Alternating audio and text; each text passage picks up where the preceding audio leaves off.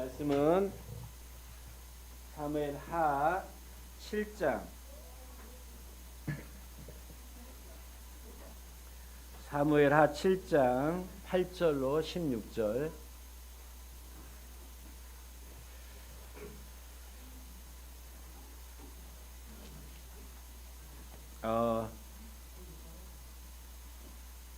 이제 노파심 같은 이야기를 하나 하겠습니다. 여러분, 그 하나님께서 저에게 주신 은사 중에 하나가 말을 쉽게 한다는 거예요. 그러니까 어려운 걸 쉽게 한다는 겁니다. 이렇게 말을 이렇게 가볍게 한다는 말이 아니고, 그래서 성경에 있는 많은 주제들이 상당히 어려워요. 굉장히 어렵습니다. 그거를 가능하면 제가 여러분들의 들리도록 쉽게 하려고 정말 애를 쓰거든요. 왜냐하면 그래야 우리가 어떻게 살아갈 것인가가 이제 구체적으로 나오기 때문에 그렇습니다. 그래서 여러분 귀에 들리면 너무 감사한 거예요. 그런데 혹 아까 노파심이라고 얘기했는데 이게 들리기 때문에 되게 그걸 가볍게 생각하는 것 같아요. 무슨 말씀인지 아세요? 예, 이게 너무 가볍게 듣는 것 같아요. 그렇지 않거든요. 그래서 말씀 어떤 면에서는 한 단어에 엄청난 의미를 다 품고 있는데 우리가 이렇게 또 시간상 또 이렇게 그냥 넘어갈 때가 많지만 하나님 말씀에 여러분 삶을 좀 세워 가시기를 주의 이름으로 축복합니다. 오늘도 굉장히 어려운 주제예요. 그렇지만 쉽게 들릴 겁니다. 자, 우리 같이 보겠습니다. 사무엘 하 7장 8절로 16절에 있는 하나님 말씀을 들으십시오. 글밥이 많은데 여기 성경을 좀 보시거나 제가 읽어드리겠습니다. 그러므로 이제 너는 나의 종 다윗에게 전하여라. 나 만군의 주가 말한다. 양떼를 따라다니던 너를 목장에서 데려다가 내 백성 이스라엘의 통치자로 삼은 것은 바로 나다. 나는 내가 어디로 가든지 언제나 너와 함께 있어서 내 모든 원수를 내 앞에서 물리쳐 주었다. 나는 이제 내 이름을 세상에서 위대한 사람들의 이름과 같이 빛나게 해 주겠다. 이제 내가 한 곳을 정하여 거기에 내 백성 이스라엘을 심어 그들이 자기의 땅에서 자리 잡고 살면서 다시는 옮겨 다닐 필요가 없도록 하고 이전과 같이 악한 사람들에게 억압을 받는 일이 없도록 하겠다. 이전에 내가 나의 백성 이스라엘에게 사사를 세워 준 때와는 달리 내가 너를 너의 모든 원수로부터 보호하여서 평안히 살게 하겠다. 그뿐만 아니라 나 주가 너의 집안을 한 왕조로 만들겠다는 것을 이제 나 주가 너에게 선언한다. 너의 생애가 다하여서 네가 너의 조상들과 함께 묻히면 내가 내 몸에서 나올 자식을 후계자로 세워서 그의 나라를 튼튼하게 하겠다. 바로 그가 나의 이름을 드러내려고 집을 지을 것이며 나는 그의 나라의 왕위를 영원토록 튼튼하게 하여 주겠다. 나는 그의 아버지가 되고 그는 나의 아들이 될 것이다. 그가 죄를 지으면 사람들이 저의 자식을 매로 때리거나 채찍으로 치듯이 나도 그를 징계하겠다. 내가 사울에게서 나의 총애를 거두어 나의 앞에서 물러가게 하였지만 너의 자손에게서는 총애를 거두지 않겠다. 이거 굉장히 중요한 마지막 구절이니까 함께 읽겠습니다. 내 집과 내 나라가 내 앞에서 영원히 이어갈 것이며 내 왕위가 영원히 튼튼하게 설 것이다. 아멘. 성경이 66권이나 되어서 여러분이 들고 다니는 것을 이렇게 묶어놔서 한 권처럼 보이지만 사실 66권이에요. 재미나게 66권 전체가 한 주제로 쭉 흘러갑니다. 한 방향으로 흘러가요. 그래서 이 성경의 굉장히 중요한 중심 메시지를 하나 꼽으라면 하나님 나라입니다. 그리고 하나님 나라와 그 하나님 나라를 만들어가는 예수 그리스도, 이제 우리는 복음이라고 하잖아요. 그래서 성경의 중심 주제는 하나님 나라와 뭐예요?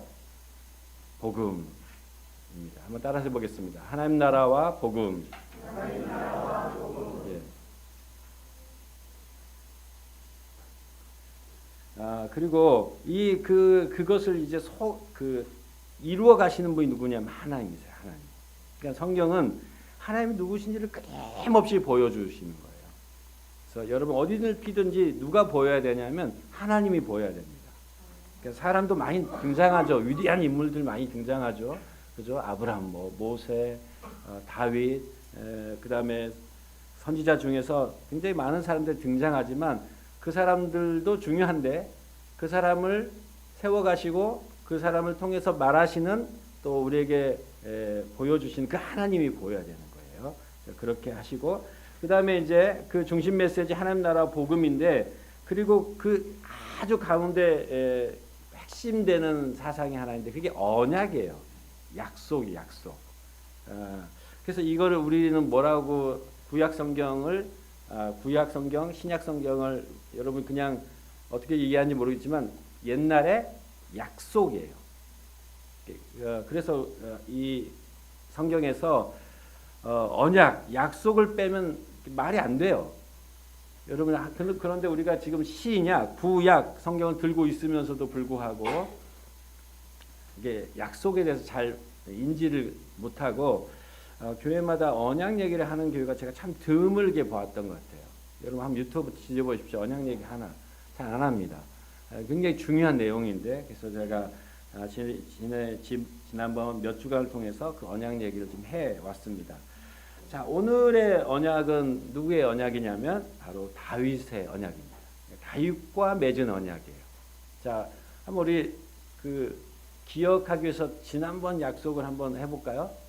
자, 처음에 누구랑 맺은 약속이었죠? 사람으로 따지면 그렇죠, 아담. 그 다음에 두 번째는 그 사이에 무지개 노아 언약이 있었잖아요. 그 다음에 이제 아브라함 언약이 있었고 지난주에 모세 언약이 있었고 모세 언약을 다른 말로 시내사 언약이라고 얘기하시면 오늘 밥 맛있게 드세요. 네, 그 다음에 오늘이 이제 드디어 이제 다윗 언약입니다. 자, 다윗 언약 오늘 얘기가 지금 다윗 언약의 내용이에요. 우리가 뭐 1절부터 쭉 읽었어야 되는데 그러지 못했지만 자, 우리 7장에 있는 그 언약의 핵심 내용이 세 가지로 구분해서 설명할 수 있습니다. 심플하게 그냥 이해하기 쉽게 첫 번째는 뭐냐면은 함께 하겠다는 거예요. 함께 하겠다. 이게 약속이에요. 자, 두 번째 요 내용을 또 축약하면 두 번째 뭐냐면 집을 세우겠다는 거예요. 여러분 보니까 자꾸 집 얘기가 나오잖아요. 그렇죠? 집을 세우겠다. 그래서 뭔 집인가 한번 좀 살펴보겠습니다. 그리고 그 집을 세우는 사람은 그 다음 후손이라는 거예요. 그래서 너의 씨를 통해서 다음 후손이 집인데요. 이 집뿐만 아니라 왕조를 세우겠다는 거예요. 약간 이제 좀 다르긴 한데 후손이 약속한 것을 결국 성취하겠다는 내용을 지금 우리가 읽었어요. 굉장히 복잡한 내용인데 이렇게 세 가지로 추격할 수 있습니다. 그래서 한 가지를 좀 살펴보려고 합니다. 우선 함께하겠다 이렇게 이제 말씀하시잖아요. 다시 한번 우리 읽어 보겠습니다. 7장 9절에서 이렇게 말씀하세요. 나는 네가 어디로 가든지 너와 함께하겠다. 그리고 너의 원수를 물리쳐 주겠다. 이렇게 말씀하시죠. 그리고 절대 네가 억압받는 일이 없게 하겠다. 그런데 이거는 이제 다윗에게 한 약속이지만 결국 우리가 이걸 왜 배우는 거예요? 그 하나님이 나의 하나님이기 때문에 그래요. 그죠? 맞죠? 그러니까 다윗에게 뭐 다윗과 함께 해주겠다. 내가 너를 원수에서 구해주겠다. 절대 너를 누가 방해하지 못하게 만들겠다. 그게 다윗에게 한 약속이 우리가 무슨 상관이 있겠어요? 그 약속이 하나님이 하신 약속이고 누구에게 곧 적용되는 거예요? 그 하나님이 나와 적용되는 거예요. 그러니까 여러분과 하나님이 함께 하실 겁니다. 그러니까 이 약속 누구에게 하신 약속이에요? 그러면 그렇죠, 맞습니다. 나에게 하신 약속이 되는 거예요. 그 다음에 뭐라고 얘기하냐면 집을 지어주겠대, 그죠? 자, 그건 13절에 나와요. 집을 지어주겠다. 자, 바로 글씨가 크니 같이 읽어볼까요? 바로 그가 나의 이름을 드러내려고 집을 지을 것이며 나는 그의 나라의 왕위를 영원토록 든든하게 해주겠다. 그러니까 집이에요, 집. 집인데 사실은 이 내용을 이렇게 하게 된 배경이 있어요. 원래 집을 지어주겠다는 얘기는 지금 하나님이 다윗에게 한 이야기지만 먼저 다윗이 하나님에게 집을 지어드리겠습니다 이러는 거예요. 다윗이 참 착했던 것 같아요.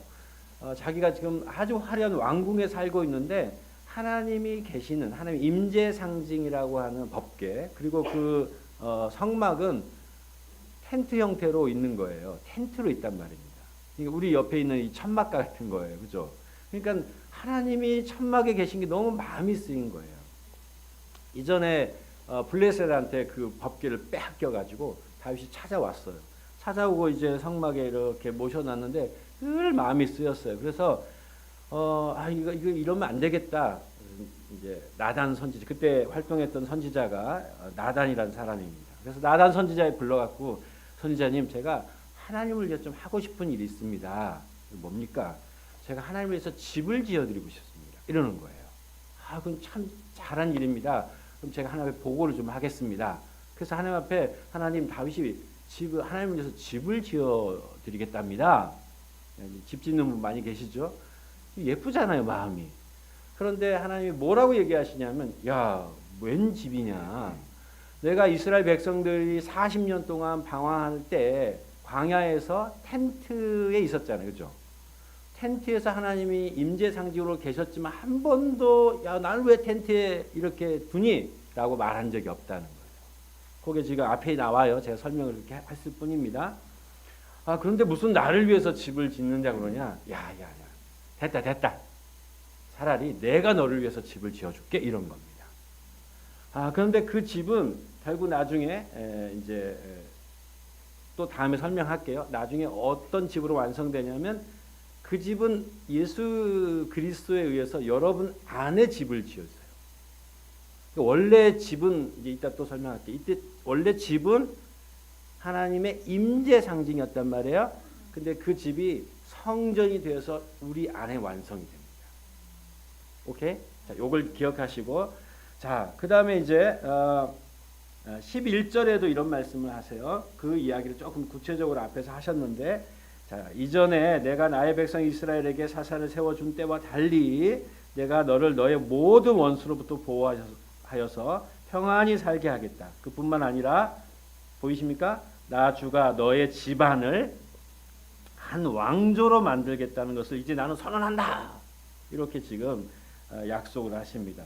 그리고 그렇게 그냥 지어주고 세워놓고 마는 게 아니라 12절에는 뭐라고 말씀하시냐면 이제 내 생애가 다하여서 너의 생애가 다하여서 네가 너의 조상들과 함께 묻히면 내가 너 몸에서 나온 후계자를 하나 세워가지고 그의 나라를 든든하게 하겠다. 이렇게 얘기하십니다. 그러니까는 요 말씀만 보면은 다윗에게 집을 지어주겠다고 얘기했지만 진짜 하나님의 의도는 다윗의 후손을 통해서 어떤 집을 그리고 있는 거예요. 근데 그것만 그린 게 아니고 실제로 다윗에게 그 집을 지어주기도 하세요. 자, 16절에 이제 그 집 그리고 그 왕조는 어떻게 되겠나 같이 읽어보겠습니다.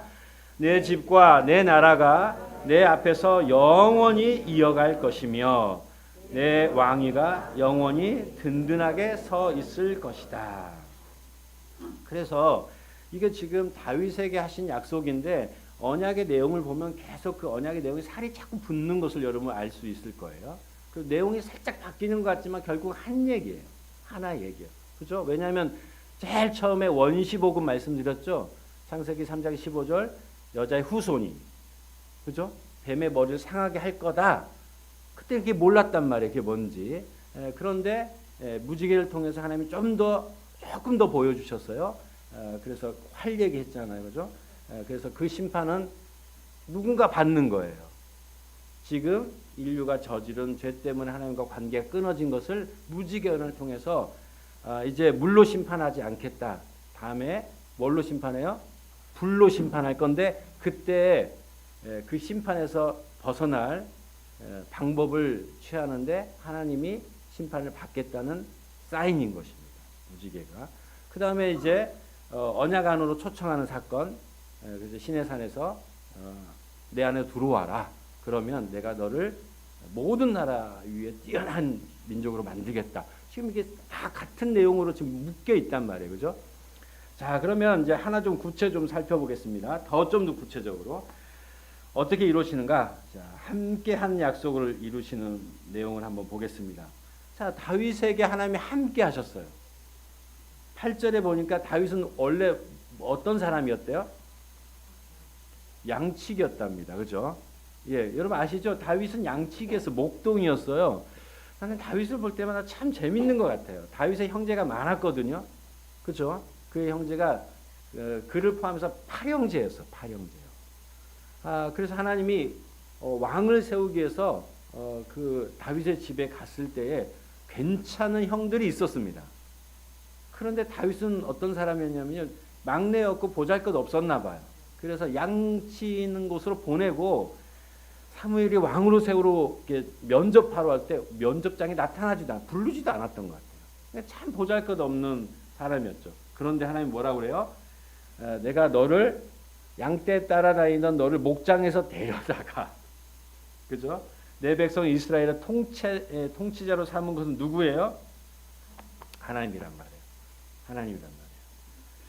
자, 그런가 하면 이제 그렇게 해서 왕으로 삼았잖아요. 그래서 그냥 냅둔 게 아니란 말이에요. 하나님의 언약 항상 그래요. 그래서 8장 이제 우리가 지금 읽은 곳은 7장이고 8장으로 넘어가니까 참 놀라운 일들이 많이 있습니다. 참 이 길 다 얘기를 해야 되지만 그냥 축약해서 이렇게 보세요.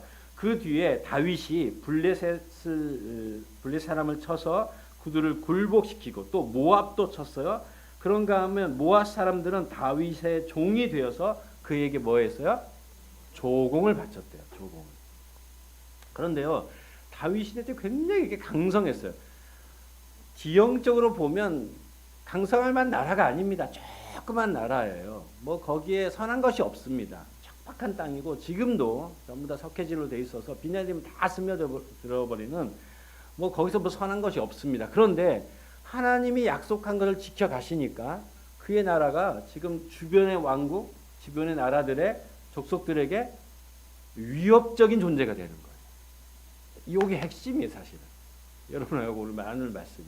블레셋이 굴복하죠. 모압, 암몬이 굴복하죠. 그 다음 저 위로는 시리아, 아래로는 이집트가 굴복합니다.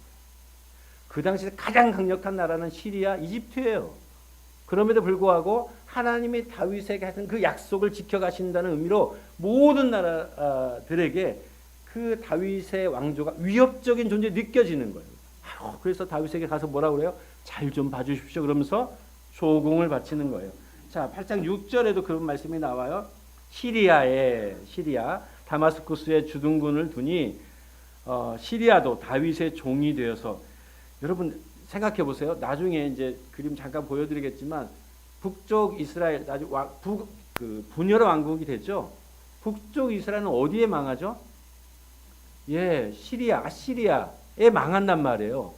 그런 나라인데 다윗 시대 때는 어떻게 했어요? 그 나라를, 다윗의 나라를 무서워해서 여기에 조공을 바쳤다. 조공을.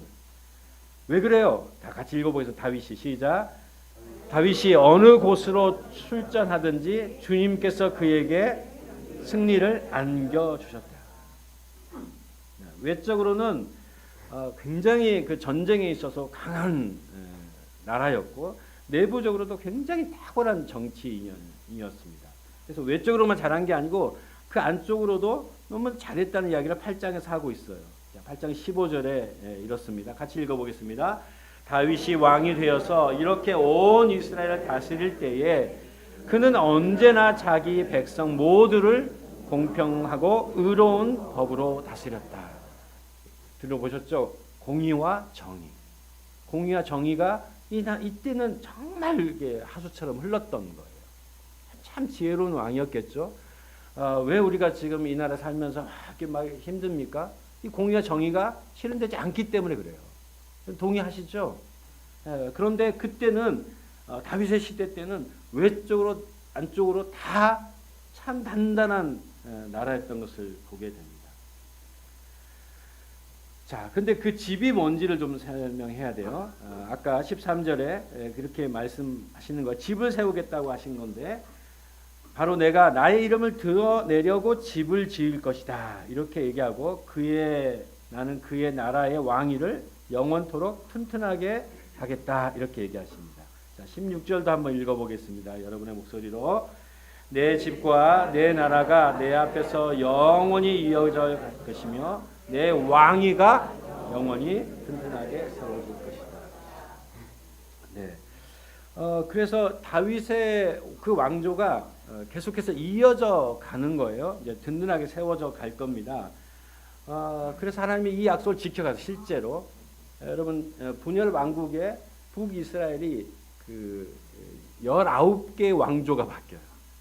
그래서 뭐 살인하고 그 다음에 쿠데타 일으키고 그러면서 이 북쪽 이스라엘은 선한 왕이 하나도 나오지 않습니다.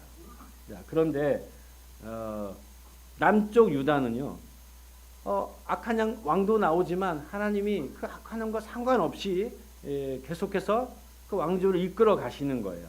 여기 보시면 이제 잘 안 보이시겠는데 이게 이제 분열 왕국, 솔로몬의 아들 때문에 생겨난 분열 왕국입니다.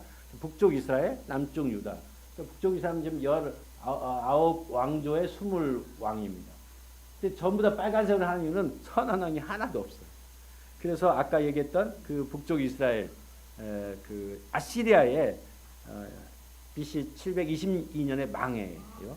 남쪽은 제가 좀 표시를 해놨는데 검정색은 악한 왕이에요. 그런데 초록색은 선한 왕입니다. 그러니까 저 위보다는 상당히 낫죠. 아래 왕조는. 근데 빨간색은 뭐냐면 그 악한 왕 중에서도 극악. 그러면 벌써 저기 아달랴라는 사람이 나오고 저 뒤에 뭐 므낫세, 여호와스라는 사람이 나오는데 벌써 망했어야 되잖아요. 그죠? 그런데 망하지 않는 거예요. 왜 그래요? 왜 안 망할까요? 그 다음 정치인이 잘했기 때문에? 그게 아니고 하나님이 지금 하신 이 약속, 너의 나라를 내 앞에서 영원히 이어가겠다는 하나님의 약속을 지금 지켜가고 있는 것을 지금 여러분 지금 이게 눈으로 보고 있는 거예요. 그러니까 극악이든 선하든 상관없는 거 하나님 앞에. 하나님의 약속은 지켜가시는 거예요. 자, 이거 어디서 많이 보던 얘기 아닙니까? 예, 아브라함 얘기예요, 사실. 그렇죠? 아브라함이 하신 그 피의 약속, 창세기 15장에 동물들 사이를 쪼개놓고 지나갔을 때 하나님 뭐라고 그러세요? 어떤 의미를 갖고 계세요? 야, 너가 안 지켜도 괜찮아. 내가 지켜갈 거라는 거잖아요. 그 약속 지금 여기서 지금 보여주고 계시는 거예요. 네. 자, 그래서 그럼에도 불구하고 결국은 이제 남유다가 마지막에 이제 끝머리는 다 검정색이잖아요, 그죠? 여호와 안 보이시겠다면 읽어드릴게요. 여호와긴, 시드기야 이렇게 해서 악한 왕이 결국 나라를 망가뜨려 버려요. 그래서 586년 BC 586년에 남유다마저 이제 바벨론에 의해서 망해 버리고 맙니다. 그러면 이제 나라 끝나버렸잖아요, 그죠? 이제 끝나버렸어요. 그러면은 역사 끝나나요? 그럼 하나님의 약속이 거짓말이 되잖아요. 그래서 하나님이 그 다음으로 약속을 이어가시는 다윗의 후손을 세우신단 말이에요. 너가 죽은 후에 여기서 죽었어요, 여기서, 그죠? 솔로몬 앞에서 죽었어요. 이 역사의 흐름 속에서 하나님은 그 약속을 지켜가시고 너의 후손을 통해서 누구를 세우십니까? 예수 그리스도를 세우십니다. 그렇죠? 그래서 마태복음의 신약성경 첫 번째 장 첫 번째 절에 뭐라고 얘기하냐면 이렇게 얘기한단 말이에요. 다 같이 아브라함의 자손이요 다윗의 자손인 예수 그리스도의 계보는 이러하다. 그리고 그 계보는 그냥 뭐 단순한 족보가 아니라 하나님이 지금 어떻게 일하고 계신 것을 우리에게 보여주는 사건이란 말이에요. 물론 그 마태복음 1장뿐만 아니라 모든 족보는 다 그래요. 쓸데없이 족보가 막 나오잖아요, 여러분, 그죠? 특히 이제 성경을 열심히 읽다 보면 족보가 막 한 장씩 막 두 장씩 나오면 아유, 좀 성경 그냥 포기하고 싶다. 이 얘기를 왜 하나? 꼭 기억하십시오. 족보는 하나님이 지금 약속을 이어가고 있다는 실제를 좀 보여준 이야기란 말입니다. 단순한 족보가 아닌 거예요. 자, 누가복음 1장 27절에 그렇게 말씀하세요. 자, 읽어보겠습니다. 다윗의 가문에 속한 요셉이라는 남자와 약혼한 처녀에게 가게 하셨다. 그 처녀의 이름은 마리아였다. 요셉이 다윗의 후손이었나 봐요. 그러니까 그때는 이제 그 왕조가 다 멸망해가지고 흔적도 없이 사라진 것처럼 보이지만 하나님은 신실하셔서 저 변방에 있었던 시골 꼴짝에 있었던 촌사람 요셉을 지명하시는 거예요. 그가 누군데요? 다윗의 후손이었단 말이에요. 그래서 그 후손을 통해서 예수 그리스도가 나게 됩니다. 그런데 아까 내가 너에게 집을 지우겠다, 너의 왕조를 세우겠다 이렇게 얘기하시잖아요. 자, 집은 어떤 의미가 있었냐면 이전에는 하나님이 우리와 함께 계시다는 상징으로서 천막이 있었단 말이에요. 그죠? 그러니까 천막은 지난주 생각해 보면 구름이 쭉 이렇게 내려앉잖아요. 그죠? 그러면 하나님이 우리와 함께 계시는구나. 와, 이렇게 본단 말이에요. 모든 사람들. 그게 집이에요. 그런데 이제는 어떻게 해요? 마태복음 1장 22절, 아까 마태복음 1장 1절에 다윗의 후손, 다윗의 자손이 예수 그리스도라고 그랬어요. 자, 읽어보겠습니다. 이 모든 일이 일어난 것은 주님께서 예언자를 시켜서 이르시기를 보아라, 동정녀 잉태하여 아들을 낳을 것이니 그의 이름을 임마누엘이라고 할 것이다 하신 말씀을 이루려고 하신 것이다. 자, 임마누엘은 하나님이 우리와 함께 계시다는 것이에요. 그러니까 결국은 그 약속을 지금 이루어 가신 것을 보게 됩니다. 자, 그러면 이제 그게 지금 이 언약이란 내용이 우리에게 지금 어떤 적용을 할 수 있을까? 어떻게 살아낼 수 있을까를 생각해 보면, 자, 여러분을 지금 현재 언약으로 품고 계시다는 것, 언약으로 붙잡고 계시다는 것, 앞서 우리 조상들이 받았던 언약이 아니었으면, 약속이 아니었으면 우리가 어때요? 잘 못 살면 하나님이 그냥 놔버리셨다. 난 충분히 그럴 수 있다고 생각합니다. 자, 우리가 다 악하잖아요, 그죠? 예, 저는 어떨까요? 예, 권사님 섭섭하네요. 정답입니다. 근데 제가 악해요. 악한단 말입니다. 우리 다 악해요, 그죠? 하나님은 그냥 붙잡아 주시고 계시고 성령을 통해서 우리를 정말 제가 이런 편 참 제가 맞는 것 같아요. 제 머리끄댕이를 붙잡고 끌고 가시니까 그나마 제가 이렇게 사는 거예요. 우리가 다 그렇게 삽니다. 왜 그렇게 하시는 거예요? 언약 때문에 그러는 거예요. 언약 때문에. 조상에 있던 약속 때문에 여러분을 붙잡고 있는 거야. 그래서 우리를 결국은 품고서 승리의 순간까지 우리를 이끌어 가실 것입니다. 네. 그리고 결국 나중에 이제 예수 그리스도께서 완전하게 이 나라를 통치하실 거예요. 그러면 정치적, 경제적 모든 것들이 다 완전히 회복될 것입니다. 이건 영적인 것 물론 회복되는 거예요. 하늘나라가 회복되는 거 맞습니다. 그런데요, 이 일반적인 사회 구조도 회복될 거예요. 예. 그 기대하시죠? 아닙니까? 네. 이 땅이 어떻게 될지는 잘 모르겠어요. 우리가 살고 있는 우주가. 그런데 이제 학자들은 그렇게 얘기해요. 하나님이 이 세상을 처음 만드실 때 보시기에 좋았다라고 하셨기 때문에 아마 그렇게 따지면 개인도 포기하지 않고 회복시키기 때문에 우리가 살고 있는 이 땅도 회복시킬 거다 이렇게 얘기하거든요. 그래서 요한계시를 보면 새 예루살렘이 내려온다 이렇게 표현한다. 그리고 지난주 우리 언약에서는 시내산 언약에서 엄청나게 땅을 강조해요. 땅을. 이거 유토피아 건설이 아닙니다. 하나님 나라의 임재를 얘기하는 거예요. 자, 그 얘기를 지금 지난주 말씀으로 따지면 우리 시내산 언약을 다시 한번 언약으로 어떻게 초청하시는가 여러분을.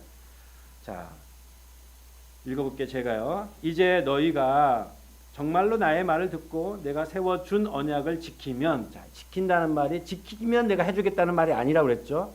예, 초청이라고 그랬어요. 이미 언약 백성이 우리가. 그래서 그 언약 백성 안으로 초청한다는 의미였다.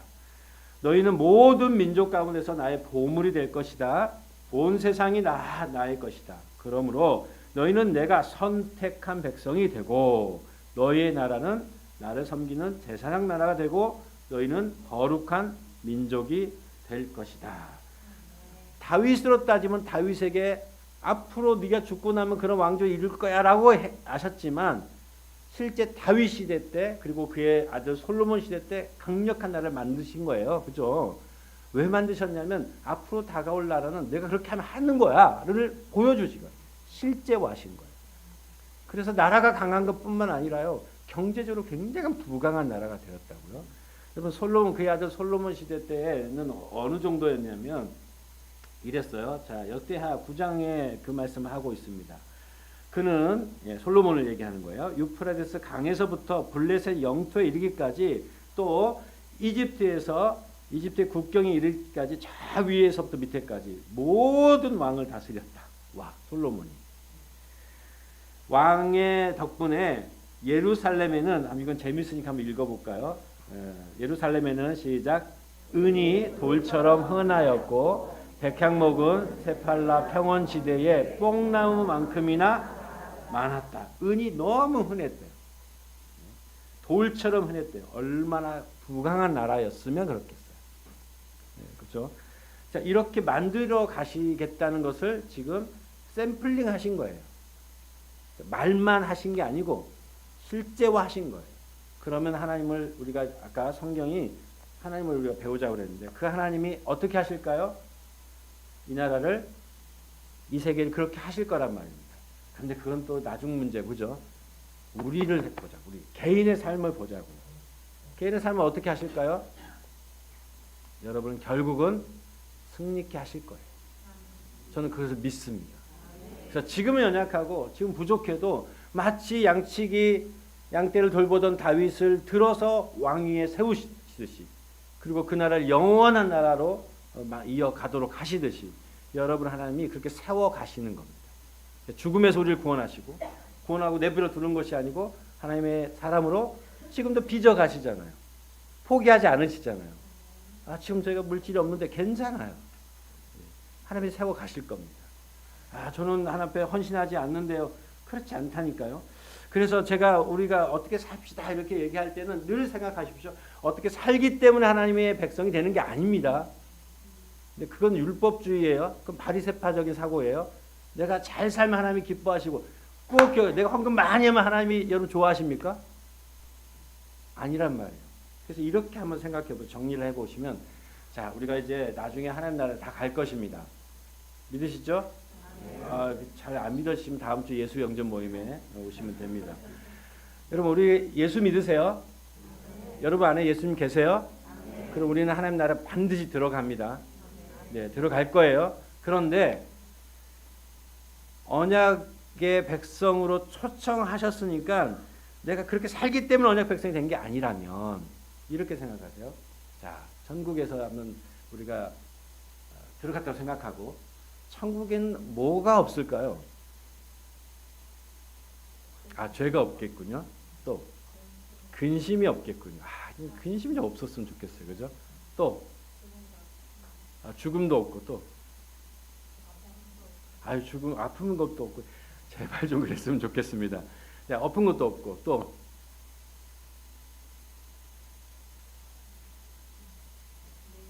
미움도 없고 자 그렇게 보세요. 천국은 그런 곳이니까 이 땅에서 어때요?